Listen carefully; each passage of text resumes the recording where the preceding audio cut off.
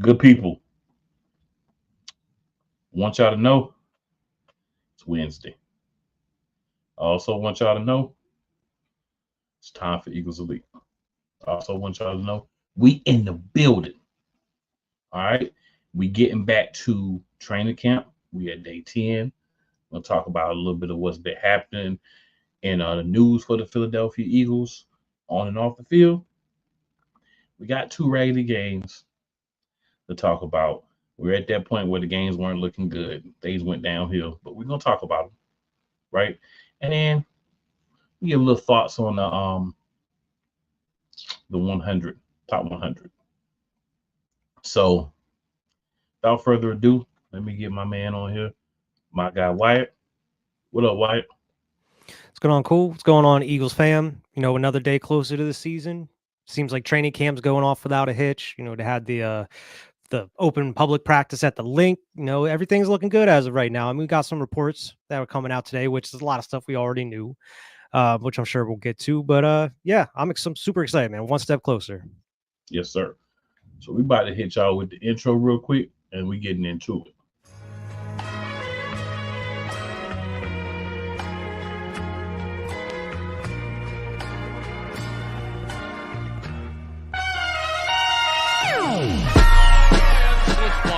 The kick is away, and the kick is it's good! And the Eagles win! It's hard to come to South Philadelphia and leave here with the win. You just don't come to Philadelphia and leave here with the win. Eagles fans everywhere, this is for you. Let the celebration begin.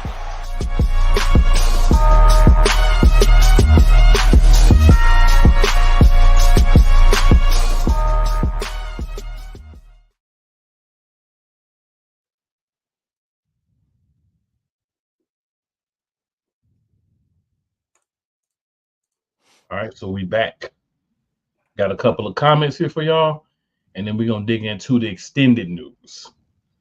So my man Benny says in Philly we're always game day ready. What up, Benny? Yes, sir. Shout out, That's Benny. it. Snowman says football season, baby. Hashtag fly Eagles fly. What up, Snowman? Snowman. And Benny says I was at the open practice. It was awesome. Lucky you, Benny. Saw a lot of the videos that were coming out. It looked like a good time. Tons of people showed up. Yeah, when you live in the city, man, you do get that luxury. That's what's up, though.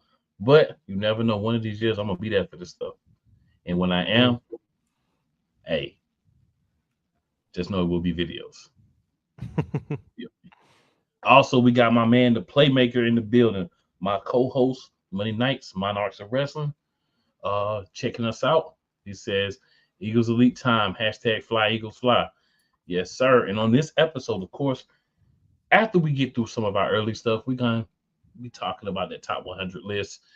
Um, just from the perspective, everybody know what it is, just from the perspective how we feel from, each little group of 10. We think anybody should be lower, higher, that type of thing. Just giving y'all a little bit of how we feeling about the information that was disseminated. So, Wyatt, we always kick things off, man. Regular season, postseason, off season, preseason, news and notes. So Eagles updates, man. What we got this week? Yes, sir. We got some. We waived some players, ended up actually picking up a couple players as well. Starting with the earliest, since the beginning of the week, it's been a week since we last talked to everybody. We designated, put it waived on the injured list, tight end McCallan Castles. He got hurt during a live period during practice at the link, so he's gone as of right now. We actually ended up signing another linebacker, Shaquille Quarterman, who apparently he's really, really decent on special teams. Most likely he's going to be used there, and unless something happens with the linebacking core that we already have.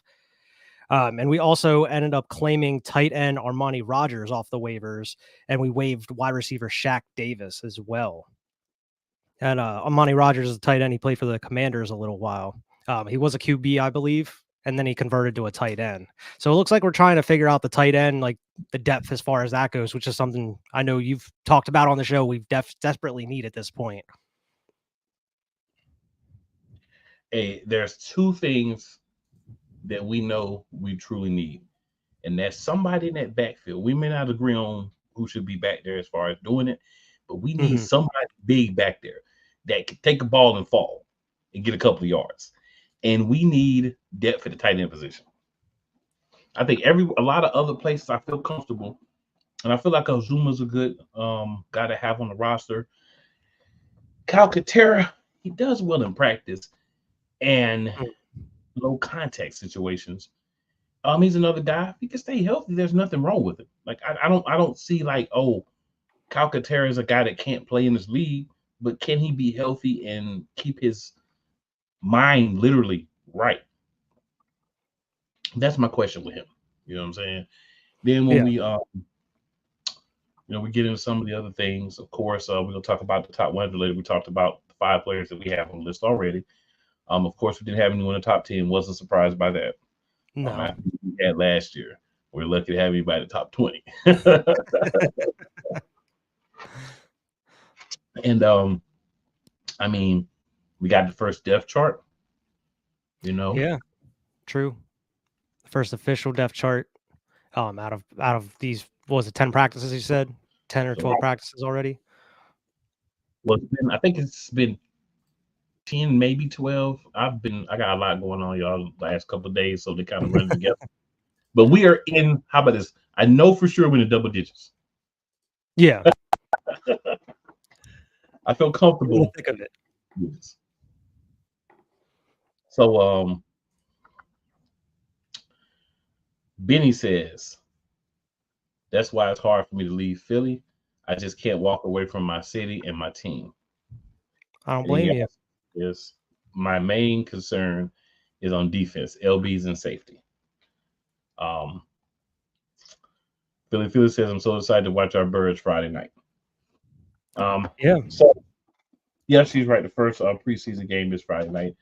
Don't expect any major action from your starters.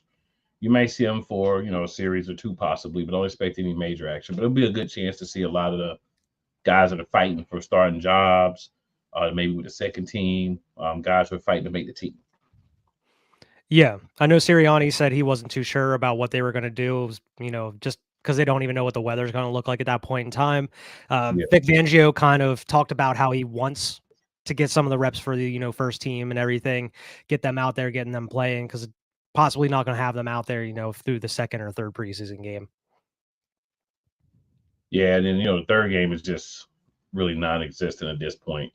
We've gotten to the point where the NFL has just gotten real wild on non-usage of our starters in the preseason as a whole. And then you're looking at the first couple of regular season games and you're having to treat it like the preseason. And you're like, bro, that's what the preseason is supposed to be for.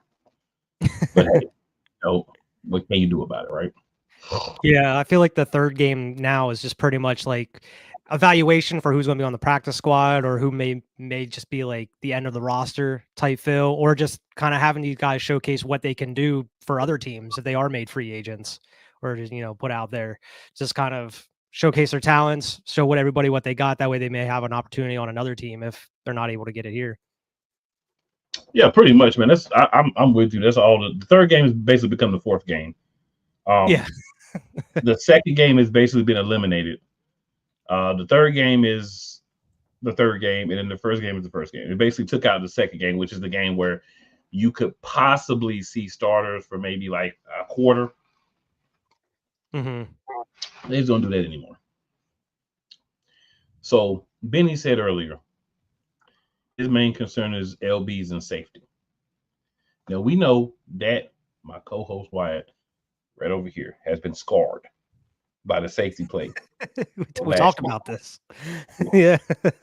Safety and linebacker play, specifically linebackers, but a little bit about the safeties too, right? So he's with you, Benny. I'll say this. I feel comfortable that what we have at linebacker is going to work. I feel comfortable with that, right? I think it's a good group of guys for this year. Now, the question becomes what happens after this year, because a lot of these guys are on one-year deals. If they don't resign, then we've got to look at a couple of guys that we may not be as confident about himself. Like Jalen Hunt, he may be a guy that we try to plug in one of those. Nakobe Dean, if he can stay healthy this year, I think he'll be a big part whether he starts or not. But you have to really look at it, Jeremiah Trotter Jr., this guy is going to get some experience. So these are guys that are going to get an opportunity to show what they can do, at least in some fashion this year. So for this year, I'm comfortable with the group. But, as we always talk about, we do, and you talked about a couple of weeks ago, we talked about that safety group and everything in the linebacker group, that whole kind of middle area that was donut last year. We've got some one-year fixes, theoretically. Yeah. Now, if those guys decide to resign, it could be helpful if they play well, but that's also going to hit the salary cap. We've got to remember, we do have money, but that does carry over. But there's going to be some difficult things that we're going to have to do in the next couple of years. Don't forget, there's two guys who in about 2 years, we're going to have to bust the bank open. And that's going to be Jordan Davis and Jalen Carter right after each other. So you want to kind of be rolling that money over because, we expect the cap to go up, but we don't even know what the numbers for defensive tackles and ends are going to be by then. Yeah. We don't even know, what I'm saying? So you got to kind of pre-plan. And I think Howie does, of all the things that we can argue about with Howie, of all the reasons why you could say Howie can't come to the picnic, or if he does, he has to pick up his plate. All those things, right? Maybe he doesn't get his can Faygo or his can orange soda, grape soda. Maybe he doesn't get that, right? But what we can say is the one thing that you would say you would let Howie in the cookout to hang for is managing the cap. I mean, you look at where we were at, 3-4 years ago? We had to eat all that money for Carson Wentz.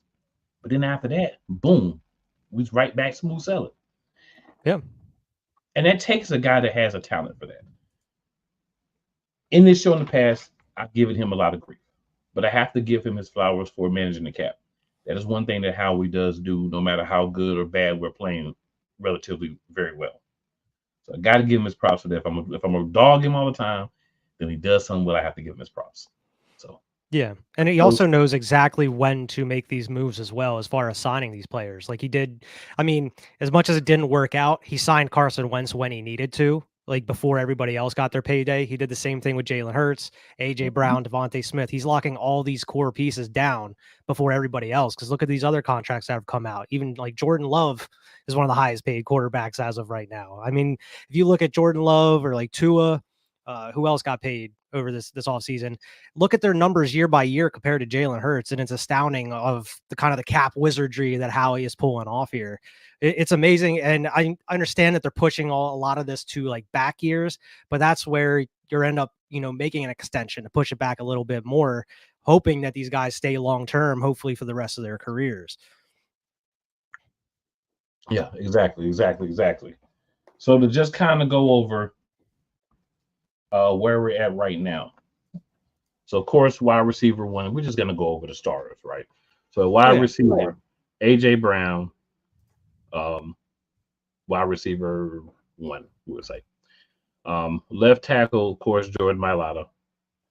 Left guard, Landon Dickerson. Center, Cam Jurgens. One thing of note, Matt Hennessy is listed as the backup center on this first depth chart. Mm-hmm. All right. At right guard, Tyler Steen, with Mekhi Becton as his backup. What we assume to be a battle there. Lane Johnson is right tackle. Tight end, Dallas Goedert. Calcaterra is the number 2 on this depth chart. Devontae Smith is wide receiver 2. Paris Campbell's wide receiver 3. Saquon Barkley, then Kenneth Gainwell, of course. Running back. Quarterback, Jalen Hurts, then Kenny Pickett.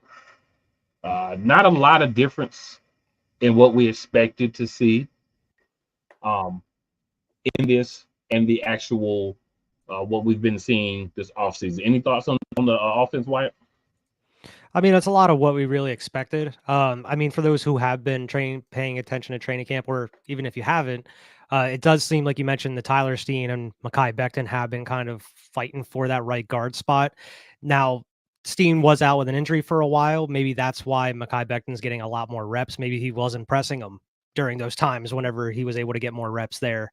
And what's interesting is specifically is the wide receiver 3 spot, because I mean, they do have Paris Campbell here, but man, Johnny Wilson, it seems like, has been making a name for himself throughout training camp. And I know it is training camp, but he's been impressing a lot of people, including AJ Brown and Devontae Smith. And we haven't really been hearing much at all about Anaya Smith, who we really thought was going to be in competition for that wide receiver 3 spot. But it seems like Johnny Smith, just like with his versatility and his speed and how tall he is and his length, seems like he's able to and they have him backing up, I believe, AJ Brown as like the number 1 spot. And that's so actually, I think, a good play for him. Mm-hmm. You know, yeah, absolutely. AJ's going to have to come out some plays. He can't play every play. And if you can put him in specific situations that play to his strengths, give him a little bit of time, they may rob, 100, 200 yards from AJ Brown, maybe a touchdown or 2. It will make the team better if he can continue to impress. Yeah. Like they said that they've been utilizing him in the red zone a lot, like because he's able to go up there and grab. Maybe Hurts is able to lob it up a little higher. He's able to go up and get it. So I mean, I think that's going to work well. Maybe they can incorporate him into some few packages like throughout the season or whatnot.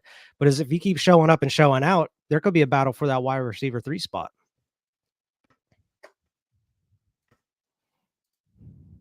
I'll say this: he probably should be a battle, but just be looking at what we've done in the past. We really like to put a speedster at that number 3 position. Yeah. Because, they always talk about taking the top off. Now, I will say Kellen Moore is different. Kellen Moore may be fine with if he plays better than Paris Campbell in camp, moving him up. Now, I will say I have seen some reports and I saw some videos and things. Paris Campbell's been getting some good work and looking pretty good in training camp as well. But Johnny Wilson is young. He's a draft pick. He's a guy that can be developed. You don't have to pay him, for 3 or 4 years. Yeah.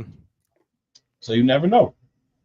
There's always questions, especially when you have a new OC. We know what Nick Sirianni would like to do, but Nick Sirianni is not the OC. So we don't essentially have to do what he wants to do, but it makes sense to do a lot maybe of what he wants just to keep him happy as far as, certain things. Yeah. And I mean, a lot of it is kind of what we expected. I mean, it sucks seeing Kenny Gainwell at that RB2 spot, but you never know. That could change. They did say other guy, Will Shipley, is doing pretty decent. He has been getting better throughout training camp. He kind of started off rocky through like OTAs and stuff. But he has been getting better, they've been saying. So who knows? We'll see what happens. You know how much everybody likes Kenny Gainwell in that room for some reason. Yeah, I heard him talking about Shipley's legs, like he just got big, powerful legs. Mm-hmm. So, maybe that can help. We'll see.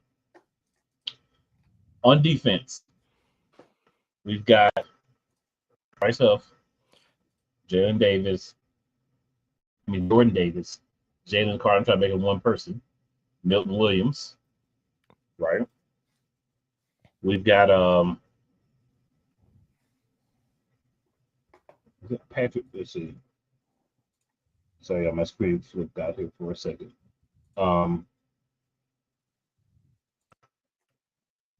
Josh Sweat, Patrick Johnson. Patrick Johnson is basically like the 4th edge. Mm-hmm. Devin White and Nakobe Dean are kind of even for one linebacker spot. And then Zach Bond and Jeremiah Trotter Jr. are apparently even for the other linebacker spot. Cornerback, he got big plays. Isaiah Rodgers and Keely Ringo are even for the other one. I think Isaiah's going to win it out, though. Avonte Maddox is your nickel corner. Chauncey Gardner-Johnson, Reed Blankenship are your safeties. Any thoughts on that? Yeah, I mean, a lot of it is what I kind of expected. Going back to what you mentioned earlier about how I kind of had bad taste in my mouth, kind of has PTSD regarding the LB room. I'm going to admit I am getting a little bit more optimistic as I mean, it is training camp. That's another thing. It is training camp, but hearing how good that Zach Bond's been doing throughout training camp, and also Devin White, and seeing that like recent interview that Devin White had about how like the Eagles were one of the only teams that really wanted him and took the chance on him, and how he kind of connected with him, saying like, hey, I've had some down years. I had to work my way back. Like, you can do the same. I believe in you as well. I mean, just hearing about what they've been able to do within training camp and how fast and versatile they've been, it's given me a little bit more confidence in that LB room, especially with how Vic Fangio is running that defense and really making sure that the details are ironed out. We haven't been hearing a lot of good things about Nakobe Dean as of late. Apparently he looks really good in like run coverage and, breaking down run plays, but he hasn't been looking good as far as like pass coverage and working like the zone.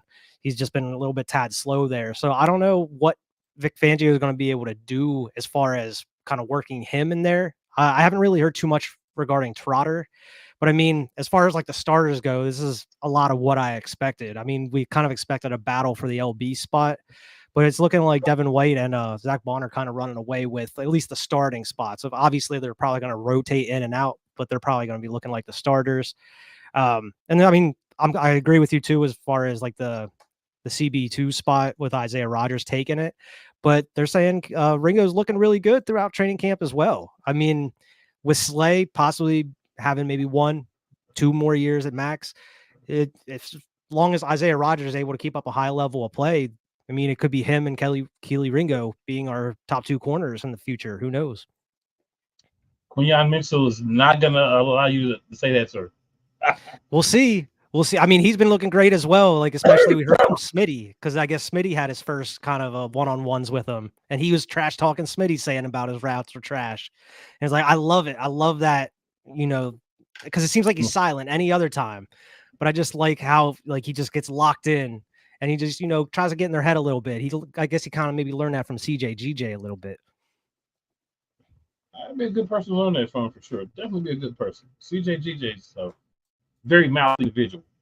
He did get injured his shoulder at camp. Yeah. But from the reports, it's nothing that will keep him out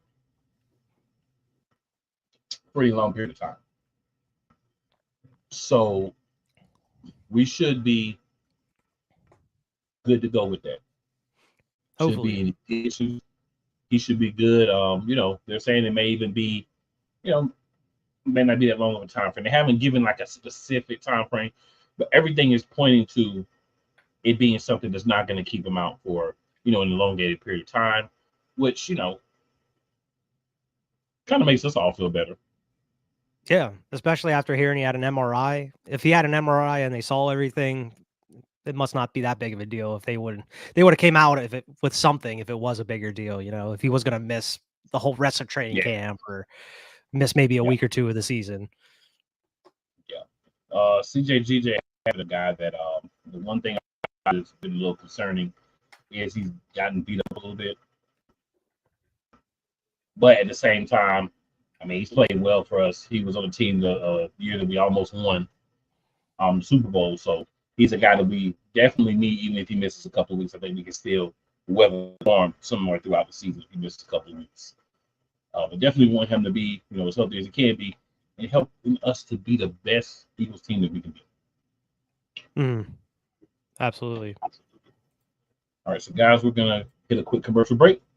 We're going to slide back, and we're going to talk about the last W Philadelphia Eagles got for the season. It was a terrible-looking W, but it was a W.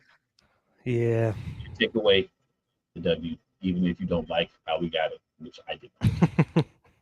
Just a slight preview. Sure, you guys already expected that, but just a slight preview. Whether it's news, the largest egg producer finds bird flu in chickens at a Texas plant, weather, devastating tornadoes rip through the heart of the United States, inspiration, a breast cancer survivor completed the journey of chemotherapy, and now begins a future one of matrimony or sports. Michael Jordan is shown on a photo with Diddy. LeBron James has a video extolling the virtues of a Diddy party. This has been yet another beating a dead horse. presentation. We got you covered. BS3 Network proudly presents The Morning Shift with Cole Johnson. Live every weekday morning beginning April 29th at 8 a.m. Eastern, 7 a.m. Central. Drew Willingham. In this case, yeah, you put the blame on Kyle Shanahan for apparently not preparing the team enough for the overtime rules, supposedly. Cole Johnson. Peyton was considered the winner, and he was the darling of all darlings for Gerald. With a special appearance by Tyrone Alizé McDummy. Ain't nobody calling me. Text. Delete! Join these two football enthusiasts as they give you Total Football Talk. Live every Monday at 4 p.m. Eastern, 3 p.m. Central on the Sertoba Media and the Comey Media YouTube channels.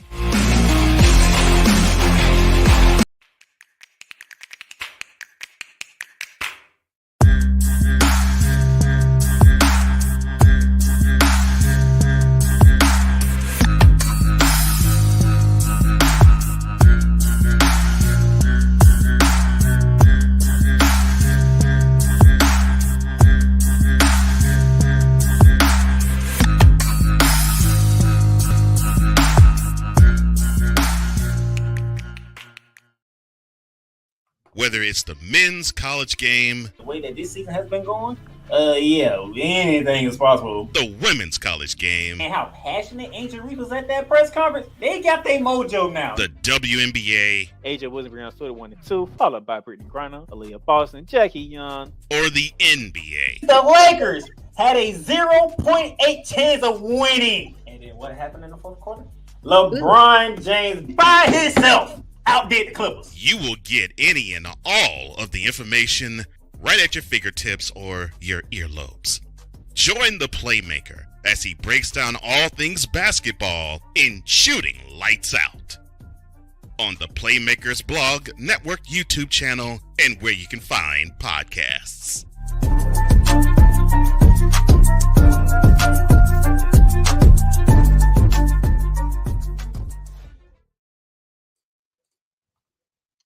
All right, good people, we're back. For those of you who may not be aware, I am in the North Carolina area where we're having, rain and storms and stuff. So if we're a little off or things are a little like patchy or something, it's an interesting time to be here in Charlotte where I'm at, but it's all good. Live shows, things happen. It's a part of the plan. It's a part of the outlook. It's part of what it is. And in the building, old man Mob. Oh man. Today. You already know I had to show you guys some love. Hit that like button and share if you haven't already.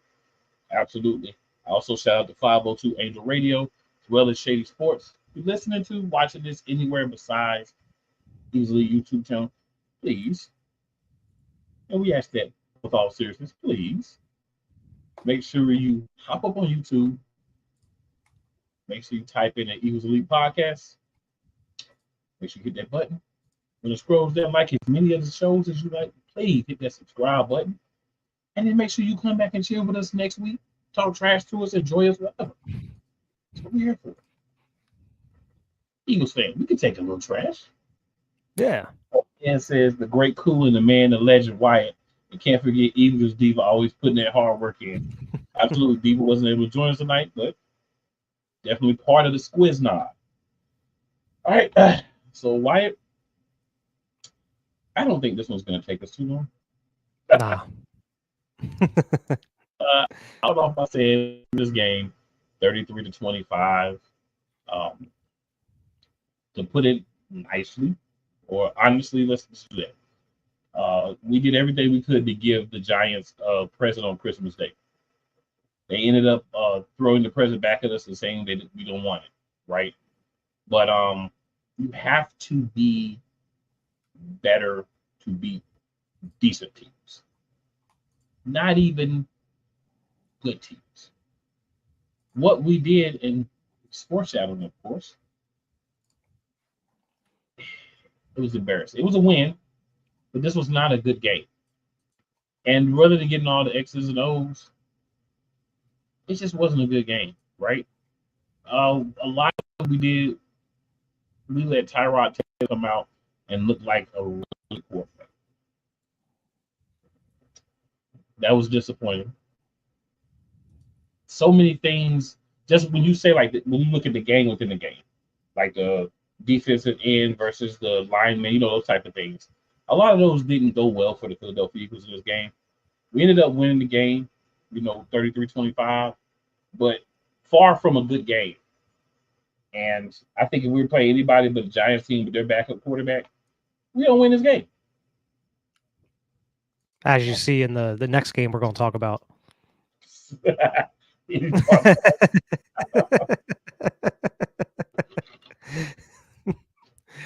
Yeah, I mean, it was pretty much like a game of two halves. I mean, we came out, looked like we were doing well, firing on all cylinders, going across the middle.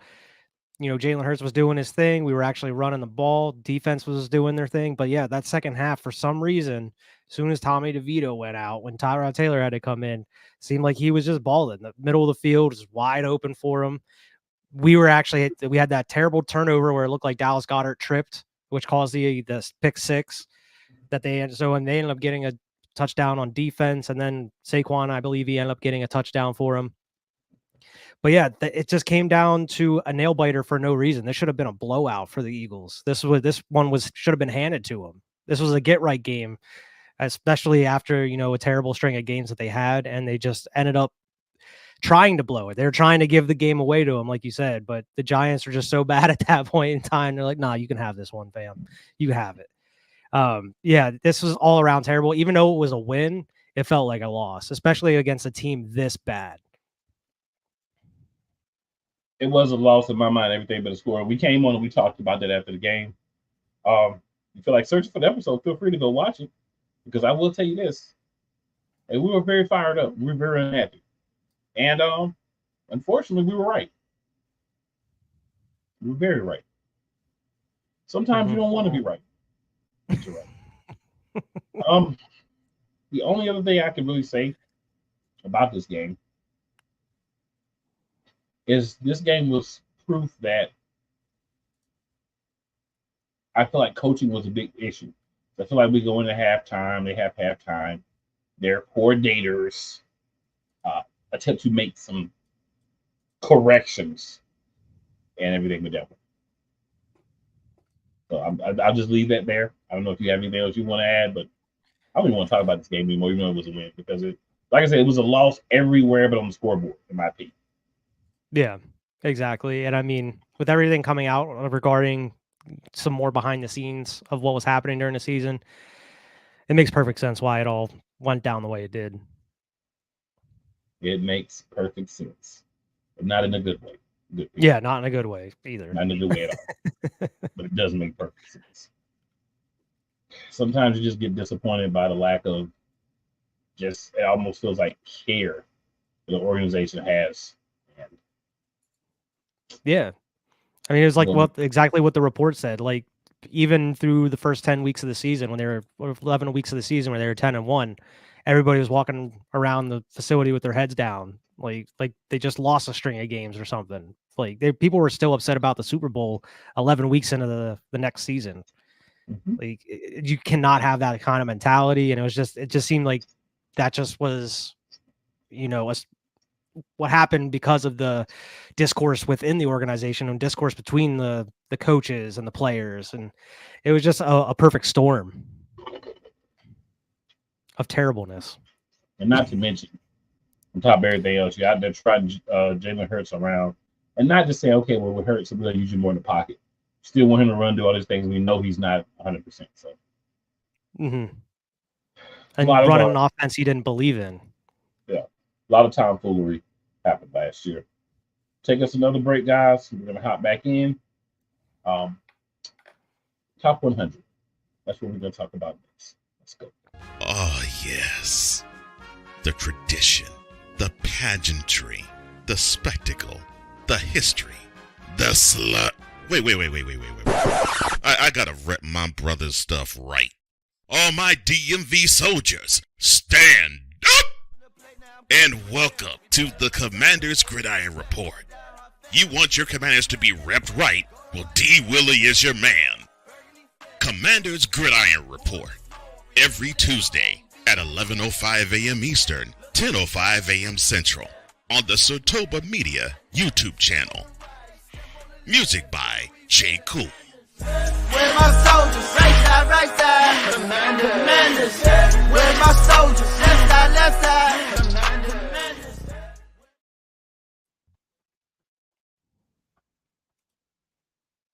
Join Ryan McCarthy. I became a Jets fan because Kurt the Frog was my favorite Muppet because he was green, and the Jets wore green. That's how I became a Jets fan. And Dustin Henry. ESPN is cashing all in on let's pay a few personalities and we'll just kind of fill in the gaps. As they walk you through all of the world of sports from their perspective. The Albany Empire, it's a literal circus. No credentials required. Where, Ryan, say the tag. Where you don't need a press pass to talk sports. Live every Tuesday at 8 p.m. Eastern, 7 p.m. Central on YouTube and where you can find podcasts. Rams fans all around the world. It's a beautiful thing to be a Rams fan right now. Stafford's back. We're going to see about Cup. And running back Kerryon Williams to return. Lend me your ears, or should I say lend Playmaker your ears, as he breaks down week by week everything in the Los Angeles Rams canon. Number 99, Aaron Donald. Can't wait for 2029 to come to know that you are going in the Hall of Fame, and it should be first ballot, no questions asked. Join the Playmaker as he breaks down everything Los Angeles Rams style in Ramily Talk on the Playmakers Blog Network YouTube channel and where you can find podcasts.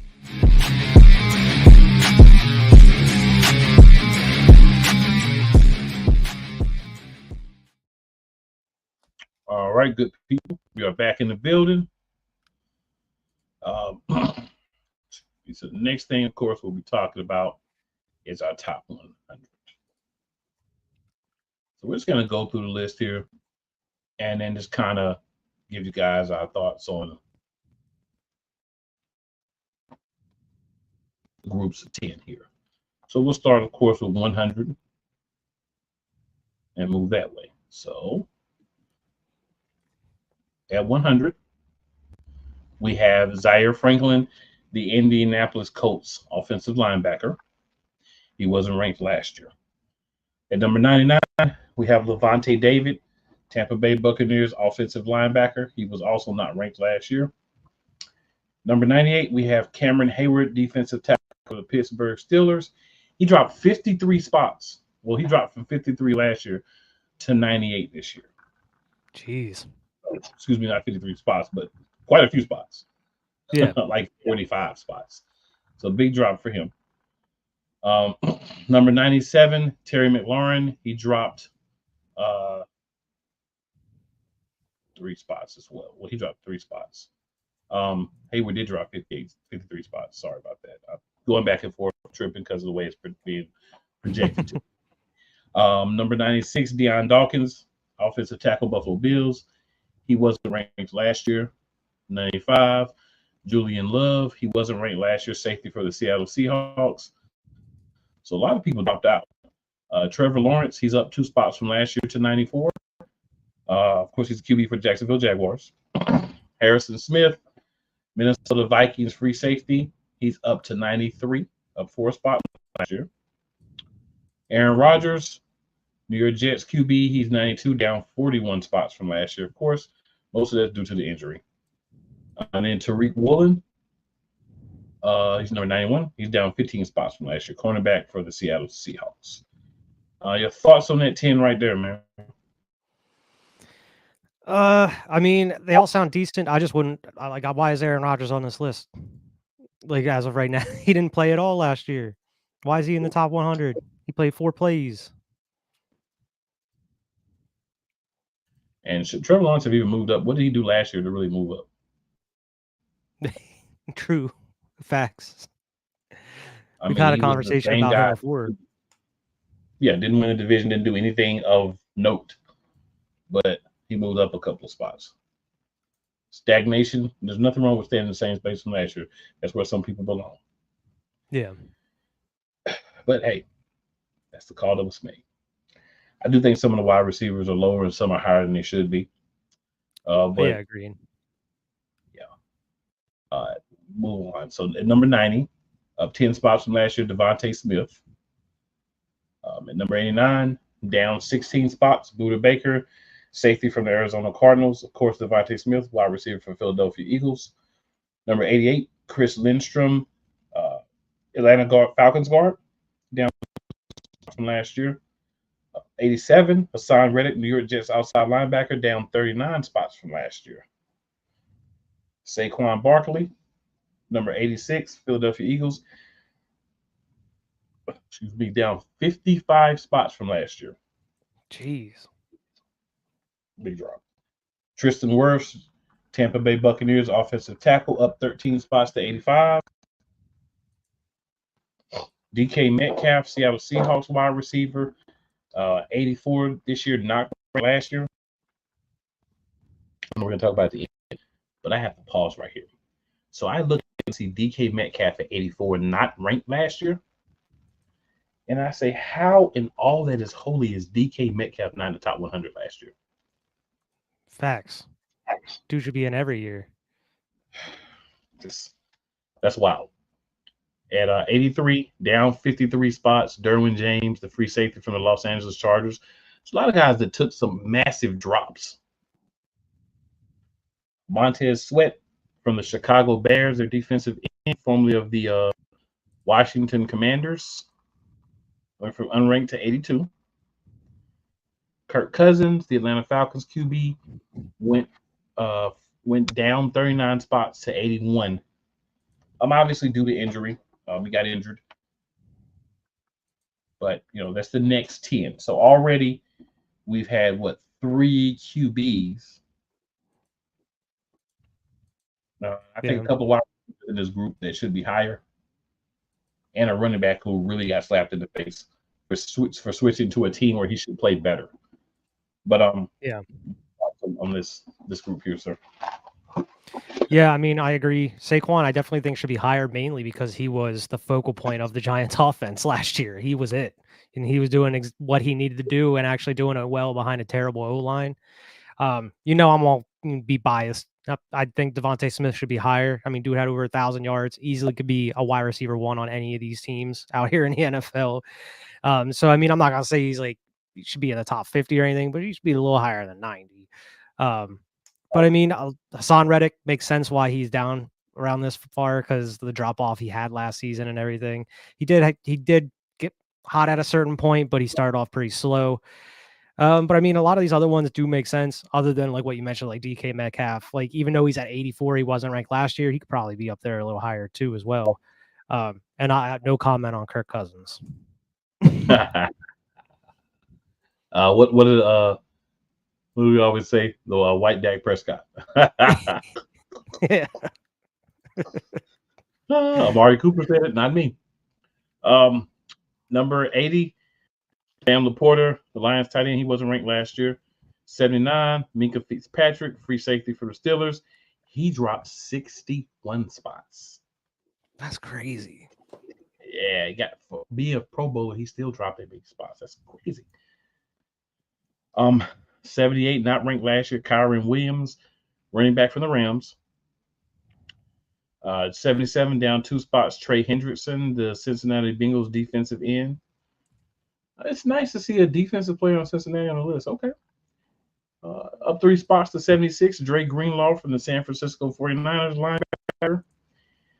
Number 75, Justin Herbert, down 43 spots, Los Angeles Chargers quarterback.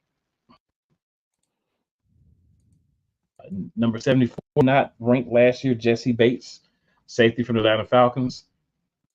I don't understand how Bates wasn't ranked. I just don't. Yeah, that's another one. That's another one. Surprising. He not be at all. I think maybe his year wasn't great, but he still was good enough.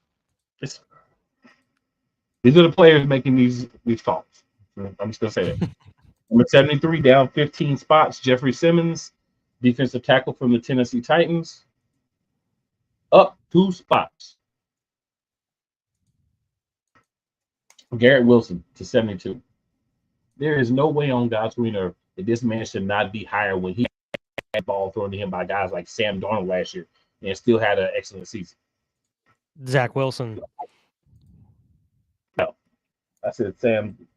Yeah, Sam Darnold. Yeah. My bad. I put them in the same category in my mind, but yes. Yeah, I mean, I understand. I can understand how it could be confused. Yeah, I view them pretty much about the same once it's over. But yeah, Zach Wilson, the punter himself. At 71, up 14 spots, Houston Texans offensive tackle Laramie Tunsil.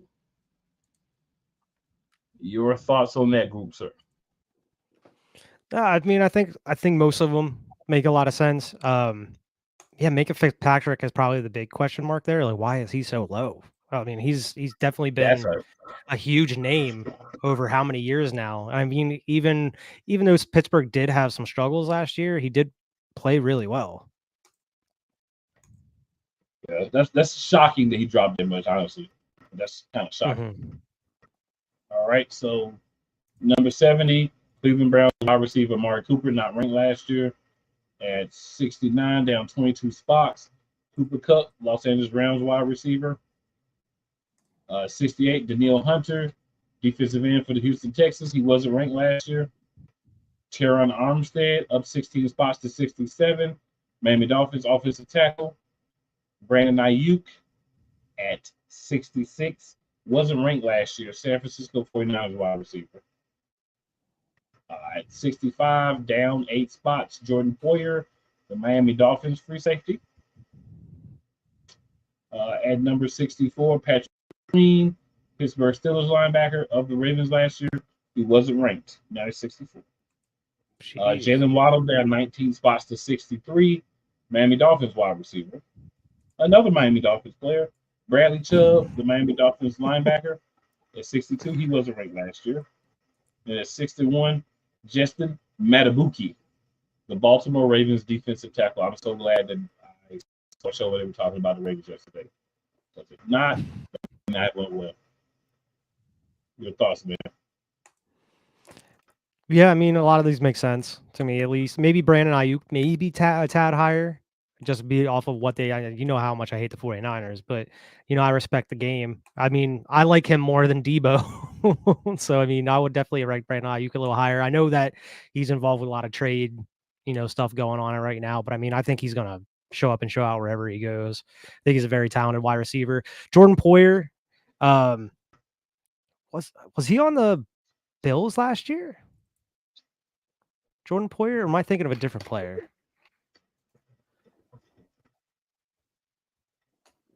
Yeah, he was on the Bills last year.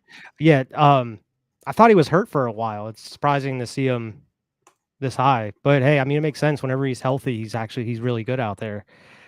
Cooper Kupp was also another player that was banged up for most of the season as well, so it's interesting to see him up that high. But I mean, it's Cooper Kupp though. I mean, it doesn't matter if he's coming off an injury or not; he's still going to be Cooper Kupp. And I mean, Amari Cooper, he kind of had a resurgence last year as well with the Browns. He did really well. Yeah, with several quarterbacks. Yeah, which is not easy to do. Not at all. So we're going to stop after this next grouping here, and we'll finish out the other half next week. But at number 60 to 51, starts to get a little more juicy. At number 60, we have Raheem Mostert, running back, Miami Dolphins, so another Dolphin. A lot of Dolphins right here in this group. In the 60s. You know, been through the last internet right here. 59 up 3 spots, Bobby Wagner, now with the Washington Commanders middle linebacker. At number 58, up 23 spots, Kristen Wilkins, defensive tackle, now of the Las Vegas Raiders, but he was with the Dolphins last year. Number 57, 2 spots, Justin Simmons, free safety. He has not found a team as of yet with the Broncos last year. Which is crazy. You have a guy in the top 100 who's not even signed in training camp as of yet. almost top 50. Yeah. I mean, I saw he had a Maybe visit with wasn't the Saints today, but maybe I don't wasn't think one of nothing came out of it. maybe like I'll wait till cancel. Yeah. Number 56 down 40 spots. Houston Texans wide receiver Stephon Diggs. I'm not even surprised by that. At number 55, down one spot, Brian Burns, now the New York Giants. I gotta say, Brian Burns, I feel bad for Brian Burns. He went from the Panthers to a little bit better version of the Panthers. Yeah. It's just a lateral move. You know, I said a little bit. Number 54, Jonathan Allen of the Washington Commanders defensive end, down 2 spots from last year. Up 15 spots, the first Arlington football team player, aka Dallas Cowboy, guard Zach Martin. Down 3 spots to number 52, Pat Surtain II, Denver Broncos cornerback. And at 51, a man that does not stay healthy until he's almost top 50. Mind-blowing. Absolutely mind-blowing. Keenan Allen. That's Keenan Allen. He was not ranked last year. He was 51. Mind-blowing. Your thoughts on this this grouping here, sir? Yeah, I mean, a lot of it does make sense. I mean, Stephon Diggs, you can make an argument for him being like sliding down this far or being up a little bit more. I could completely understand why he is down this far. Justin Simmons, he was one of the few bright spots on the Broncos team last year, so that makes sense why he is up here. Same with Keenan Allen in a way. I mean, even though he can't stay healthy with all the injuries they had last year with the Chargers and Herbert being out, he was able to still go out there and try to help them try to secure some wins or at least put some points on the board. I mean, Zach Martin, I feel like he's always going to be in one of these. As much as I hate the Cowboys, Zach Martin's always going to be in the top 100 as far as like being an offensive guard. He's a talented player, man. A lot of these other ones just make sense though. I mean, Jonathan Allen, he's been balling over the past couple of years.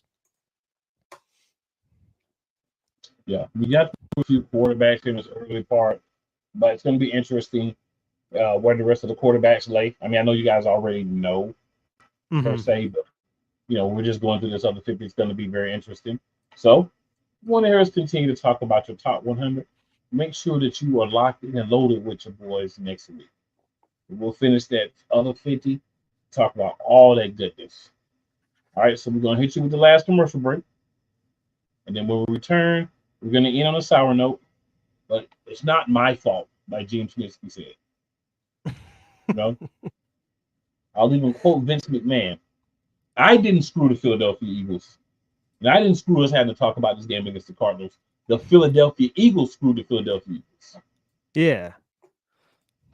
Let's go. Everything Boston. I love you morons. New Kids on the Block, New Edition, dear whatever the law firm is. Sincerely, the U.S. Supreme Court. Ben Affleck, Matt Damon, go yourself again, Jason Whitlock.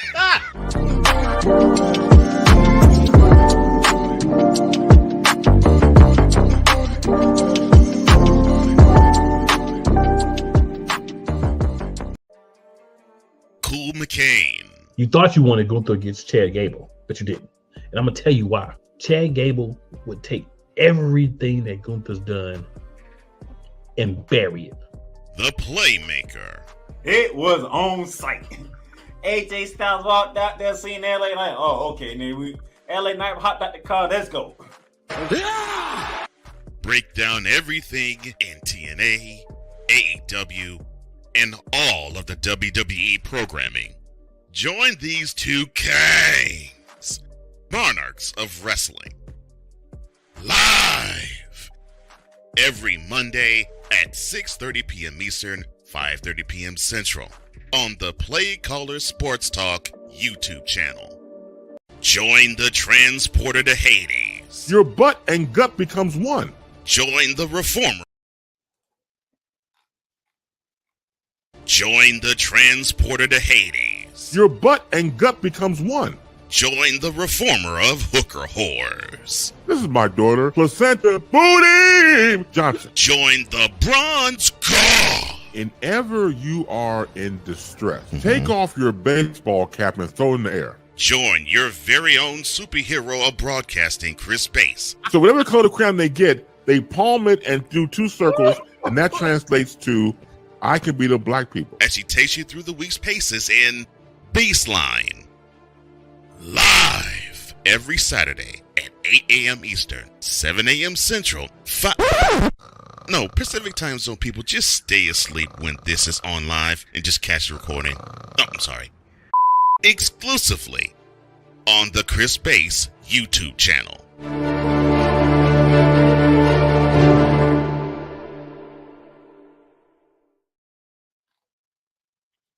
Before we continue, I just want to say one thing. I am so happy that after next week, I can permanently take this season review and be done with it. It's just so bad. Decided to do 2 at a time, so we didn't have to talk about the season. Real talk. You know, let you behind the curtain. Hey, if we talk about 2 games a week, we can put off talking about this and talk about the positive things. We get this ended before the season starts. We can do what we need to do. All right. Why I'm gonna let you start this because I don't have anything positive to say about this game. You may have some positives because, sir, you are good at finding some positives. I don't know, man. I don't know. All I'm gonna say is for anybody who's been watching the show currently tonight, you can, for my thoughts on this game, you can just go back and watch our thoughts on the last game with the Giants because it's about the same damn thing. It's the tale of 2 halves. We came out, ended up scoring, a touchdown in the first, 2 in the second, and then we weren't able to do anything until the fourth, and we were just letting Kyler Murray run all over us, pass all over us in the middle of the field. It just shows you the glaring mistakes that's been happening all season long with no adjustments, whereas they just weren't able to keep a lead. And you saw that through a lot of this season whenever they were able to even get a lead. But more specifically, these past 2 games where they were up multiple touchdowns on a team, they just don't know how to keep a lead. They don't know how to just run the ball, keep the ball safe, and just either just run the ball to kind of take the clock out or just keep, your foot on the gas, keep putting up more points. It's exactly what we were able to do during that Super Bowl season in damn near every game. We were able to get up and then just keep that lead, whether we were just running out the clock or putting more points on the board. We didn't have that in our identity at all whatsoever last year for some reason or another. I mean, there was turnovers in this game, but I mean, we weren't really passing the ball that well. Jalen Hurts had 167 yards, 3 touchdowns and an interception. As far as like running, DeAndre Swift had 13 carries. He was our lead rusher for 61 yards. Weren't able to do too much. They did do a trick play with Kenny Gainwell throwing the ball. He had 17 yards. I mean, it's just a lot of the same stuff. And I mean, it came down to damn near the last play of the game where we lost this. And it was just, I would say it's heartbreaking, but whenever you expect this outcome, even with being up as many points as we were, just watching the rest of the season, it just makes you a little bit more dead inside going into the last couple of games and then eventually into the playoffs. I know you kind of look for me to find some of these positives, but there really wasn't many. I mean, other than us being able to get a lead up early, but then you kind of diminish all of that by just not being able to do anything offensively through the second half. And then your defense doesn't know how to adjust, because that's exactly what happens. We're able to come out and put some points on the board. And then maybe come second quarter, come halftime, the other team is able to figure out exactly what we're doing because they saw what we've been doing on tape all year long. It's like, oh, so they didn't adjust. They didn't do anything different. We can just attack them a different way and take everything they were trying to do away from them. And that was the tale of the whole season, especially this game here. And it was just no adjustments made on any part, going from the Giants game into this game and just from the first half into the second half in this. I have no clue what the coaching staff was even thinking. This was just another game that we shouldn't have lost, period. This should have been a blowout, just like the Giants. I mean, passing yards. Kyler Murray 25 of 31, 232 yards, 3 touchdowns, and an interception. Jalen Hurts, 18-23, 167 yards, 3 touchdowns, 1 interception. Touchdowns and interceptions, you match the toddler. You know how I feel about the toddler. James Conner, 26 carries, 128 yards, a touchdown. DeAndre Swift, 15 carries, 61 yards. Greg Dortch. Do we even know who Greg Dortch is? Who? 7 receptions, 82 yards. A.J. Brown, 4 receptions, 53 yards. How many receptions can you have if your quarterback only completes 18 passes? Mm-hmm. Not a lot. I mean, Michael Carter had 61 yards running the ball. Shoot, Trey McBride, who I don't even know who that is, had 6 yards.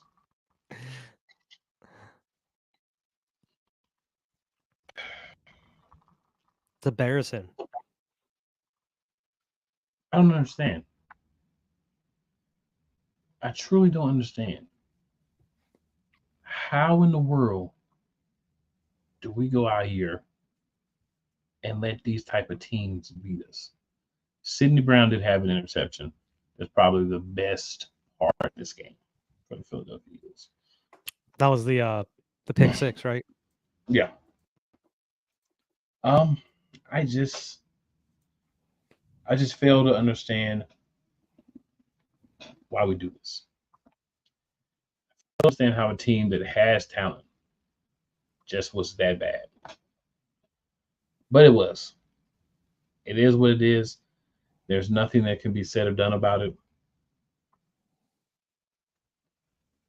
I mean, all I can really say is we got to be better, y'all. We got to be better.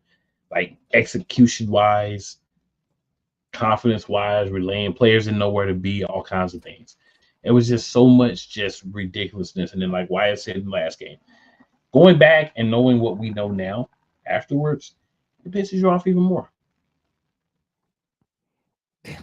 And what was it? Was it the Giants game or this game where was it Britton Covey ran into, was it Zacchaeus, or he ran into somebody and fumbled the ball on a return. He got the return and then ran into another player and fumbled. I think that was the second Giants. I think game. It was. Yeah. I thought it was this one we just talked about. I thought it was one of these two. I think it was the second. It might have been the first. I'm pretty sure it was one of the Giants. But yeah, just that type of thing, man. Just we never could turn around. We were never going to turn it around, which is unfortunate. Yeah. But the situation that we were placed in, kudos to the guys for doing what they could, playing as hard as they could. You know, just attempting to be the best version they could be. Based on the situation they were in. I mean, I know we didn't get a lot of guys, but I don't think they were prepped to be able to really give us any more. We just have to be better this year. We're going to talk about these other 2 horrible games. Then we can put this behind us and we can start talking about only moving forward and what we should be doing, and what we will be doing. But, I mean, I need more for the Philadelphia Eagles. I don't even want to have to talk about these, but we did. Yeah, I'm ready to flush this season and just never talk about it ever again. Just sweep it under the rug. I'm about to be like the players. Let's talk about this season. Yeah, exactly. Yep. What we talking about last season for? Right. All right, Wyatt, any other thoughts or anything before we done for the evening? Man, just the training camp is setting in, seeing videos from the live practice and, throughout all these practices over the past week or so, getting hype. I know it's just training camp, but we got the preseason game. Even though we may not even see much of the starters, I'm still excited to see the Birds back out on the field. Green jerseys on the field is always a plus. I'm just going to tell you the same things I always tell you every week. Make sure you tell 4 your friends, 4 people who may not like you so much. Make sure you're also subscribed yourself. Come check us out. Just because they don't like you doesn't mean they won't like us.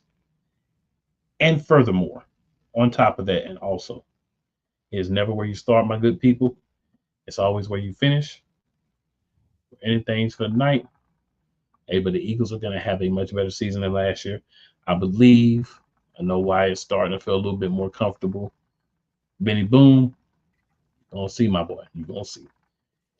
All right, guys. With that being said, hashtag be elite. Hashtag fly Eagles fly. Fly Eagles fly. We'll see y'all. Go Birds.